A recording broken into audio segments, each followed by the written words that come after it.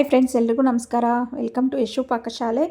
ನಾನಿವತ್ತು ನಿಮಗೆ ಸ್ಪೆಷಲ್ ಅಕ್ಕಿ ರೊಟ್ಟಿ ಜೊತೆ ಇತ್ಕದವರೆ ಕಾಳು ಹಾಕಿ ಮಾಡಿ ತೋರಿಸ್ತಾ ಇದ್ದೀನಿ. ತುಂಬ ಟೇಸ್ಟ್ ಚೆನ್ನಾಗಿರುತ್ತೆ. ಇದನ್ನು ಯಾವ ರೀತಿ ಮಾಡೋದು ನೋಡೋಣ. ಇದ್ರ ಜೊತೆ ನಾವು ತರಕಾರಿನೂ ಸೇರಿಸಿ ಇತ್ಕದವರೆ ಕಾಳು ಹಾಕಿ ಮಾಡೋದ್ರಿಂದ ತುಂಬ ಟೇಸ್ಟ್ ಚೆನ್ನಾಗಿರುತ್ತೆ. ಮತ್ತು ಇದನ್ನು ಯಾವ ರೀತಿ ಮಾಡೋದು ನೋಡೋಣ.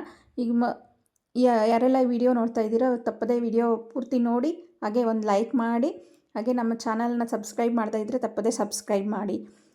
ನೋಟಿಫಿಕೇಷನ್ಗೋಸ್ಕರ ಬೆಲ್ಲೈಕನ್ನ ಒತ್ತಿ. ಈಗ ಹೇಗೆ ಮಾಡೋದು ನೋಡೋಣ ಬನ್ನಿ. ಇಲ್ಲಿ ನಾನು ಒಂದು ಪಾತ್ರೆಯಲ್ಲಿ 1-2 ಗ್ಲಾಸ್ ನೀರು ತೊಗೊಂಡಿದ್ದೀನಿ. ಅದಕ್ಕೆ ಅದು ಚೆನ್ನಾಗಿ ಕುದೀತಾ ಇರಬೇಕಾದ್ರೆ 1 ಕಪ್ ಆಗೋಷ್ಟು ಇತ್ಕದವರೆ ಕಾಳು ಹಾಕಿ ಅದನ್ನು ಒಂದು 5 ನಿಮಿಷ ಕುದಿಸ್ಕೋಬೇಕು. ಜಾಸ್ತಿ ಬೇಡ, ಒಂದು 5 ನಿಮಿಷ ಅದನ್ನು ನಾವು ಕುದಿಸಿದ್ರೆ ಸಾಕಾಗುತ್ತೆ. ಒಂದು 60-70% ಬೆಂದರೆ ಸಾಕಾಗುತ್ತೆ. ಈಗ ಇದನ್ನು ತೆಗೆದು ಡ್ರೈನ್ ಮಾಡ್ಕೊಳ್ಳೋಣ. ಆಮೇಲೆ ಇನ್ನೊಂದು ಪಾತ್ರೆಯಲ್ಲಿ ಇಲ್ಲಿ ಈ ಕಪ್ಪಲ್ಲಿ 2 ಕಪ್ ಆಗೋಷ್ಟು ಅಕ್ಕಿ ಹಿಟ್ಟನ್ನು ತೊಗೋತಾ ಇದ್ದೀನಿ. ಮತ್ತು ಒಂದು ಈರುಳ್ಳಿನ ಸಣ್ಣದಾಗಿ ಕಟ್ ಮಾಡಿ ಹಾಕ್ಕೋತಾ ಇದ್ದೀನಿ.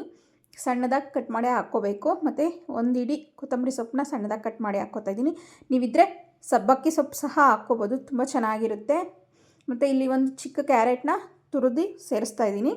ಮತ್ತು ಒಂದು ಖಾರಕ್ಕೆ ನಮಗೆ ಎಷ್ಟು ಬೇಕೋ ನೋಡಿಕೊಂಡು ನಾನಿಲ್ಲಿ 4 ಹಸಿಮೆಣಸಿನ್ಕಾಯಿನ ಸಣ್ಣದಾಗಿ ಹೆಚ್ಚಿ ಹಾಕ್ಕೊಂಡಿದ್ದೀನಿ. ಮತ್ತು ಈ ಕಪ್ಪಲ್ಲಿ ಒಂದು ಅರ್ಧ ಕಪ್ ಆಗೋಷ್ಟು ಕೊಬ್ಬರಿ ತುರಿ ಸೇರಿಸ್ತಾ ಇದ್ದೀನಿ. ಕೊಬ್ಬರಿ ತುರು ಹಾಕೋದ್ರಿಂದ ಟೇಸ್ಟ್ ತುಂಬಾ ಚೆನ್ನಾಗಿರುತ್ತೆ. ಮತ್ತು ಒಂದು ಅರ್ಧ ಸೌತೆಕಾಯಿನ ತುರಿದು ಸೇರಿಸ್ತಾ ಇದ್ದೀನಿ. ಮತ್ತು ಇದಕ್ಕಿನ ಬೇಳೆ ನಾವು ಬೇಯಿಸ್ಕಿಟ್ಕೊಂಡಿದ್ವಲ್ಲ, ಇದಕ್ಕಿನ ಬೇಳೆನ ಇದಕ್ಕೆ ಹಾಕಿ ಸೇರಿಸಿ ಎಲ್ಲನೂ ಹಾಕಿ ಮಿಕ್ಸ್ ಮಾಡ್ಕೋಬೇಕು. ಮತ್ತು 1 ಟೀ ಸ್ಪೂನ್ ಆಗೋಷ್ಟು ಜೀರಿಗೆ, ಮತ್ತು ರುಚಿಗೆ ತಕ್ಕಷ್ಟು ಉಪ್ಪು, ನಾವೀಗ ಎಷ್ಟು ಬೇಕೋ ಅಷ್ಟು ನೋಡಿಕೊಂಡು ಉಪ್ಪು ಟೇಸ್ಟ್ಗೆ ಹಾಕ್ಕೋಬೇಕು. ಹಾಕ್ಕೊಂಡಾದಮೇಲೆ ಇಲ್ಲಿ ನಾನು ಬೇಳೆ ಕುದಿಸಿದ್ವಲ್ಲ, ಆ ನೀರನ್ನೇ ಇಲ್ಲಿ ಸೇರಿಸಿ ಕಲಿಸ್ಕೊತಾ ಇದ್ದೀನಿ. ಅದು ಬಿಸಿ ಬಿಸಿಯಾಗಿರೋ ನೀರನ್ನೇ ಹಾಕ್ಕೊಂಡು ಕಲಿಸ್ಕೊಳ್ಳಿ, ಚೆನ್ನಾಗಿ ಬರುತ್ತೆ ರೊಟ್ಟಿ. ಬಿಸಿ ನೀರನ್ನ ಹಾಕ್ಕೊಂಡು ನಾನು ಜಾಸ್ತಿ ಹಾಕೋತಾ ಇಲ್ಲ. ಇಲ್ಲಿ 2 ಕಪ್ಪು ನಾನು ಹಿಟ್ಟು ತೊಗೊಂಡ್ರೂ 1/4 ಕಪ್ ಆಗೋಷ್ಟು ಅಷ್ಟೇ ನೀರು ಸೇರಿಸಿ ಕಲಿಸ್ಕೊತಾ ಇದ್ದೀನಿ. ಯಾಕಂದರೆ ಇದರಲ್ಲಿ ನಾವು ಹಾಕಿರೋ ಈರುಳ್ಳಿ ಮತ್ತು ಸೌತೆಕಾಯಿ, ಕ್ಯಾರೆಟಲ್ಲೆಲ್ಲ ನೀರಿನ ಅಂಶ ಇರೋದ್ರಿಂದ ನಮಗೆ 1 ಕಪ್ ಅಥವಾ 1/4 ಕಪ್ ಆಗೋಷ್ಟು ನೀರು ಹಾಕಿದ್ರೆ ಸಾಕಾಗೋಗುತ್ತೆ. ಇದನ್ನು ಈ ರೀತಿ ಬಿಸಿ ಆರಿದ್ಮೇಲೆ ಕಲಿಸ್ಕೊಂಡು ಚೆನ್ನಾಗಿ ರೊಟ್ಟಿಗೆ ಅದಕ್ಕೆ ನಾವು ಕಲಿಸ್ಕೋಬೇಕಾಗುತ್ತೆ. ಪಕ್ಕಕ್ಕೆ ಇಟ್ಕೊಳ್ಳೋಣ. ಇಲ್ಲಿ ನಾನು ಒಂದು ಶೀಟ್ ತೊಗೊಂಡಿದ್ದೀನಿ. ಇದು ರೊಟ್ಟಿ ಶೀಟ್ ಅಥವಾ ಒಬ್ಬಟ್ಟು ಶೀಟ್ ಅಂತಾರೆ. ಅದನ್ನು ತೊಗೊಂಡು ಅದಕ್ಕೆ ಒಂದು ಸ್ವಲ್ಪ ಎಣ್ಣೆ ಸವರ್ಕೊಂಡು ಇದನ್ನು ಇಟ್ಕೊಂಡು ಚೆನ್ನಾಗಿ ನಮಗೆ ಎಷ್ಟು ತೆಳ್ಳಗೆ ಬೇಕೋ ಅಷ್ಟು ತೆಳ್ಳಗೆ ಇದನ್ನು ತಟ್ಕೋಬೋದು. ತುಂಬಾ ಚೆನ್ನಾಗಿ ಬರುತ್ತೆ.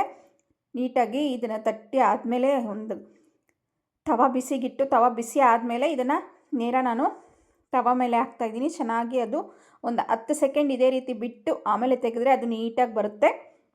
ನೋಡಿ, ಈ ರೀತಿ ಬಿಸಿ ತವಾದ ಮೇಲೆ ಈ ಶೀಟ್ ಹಾಕಿದ್ರೂ ಕೂಡ ಅದಕ್ಕೆ ಏನೂ ಆಗೋಲ್ಲ, ತುಂಬ ಚೆನ್ನಾಗಿ ಬರುತ್ತೆ.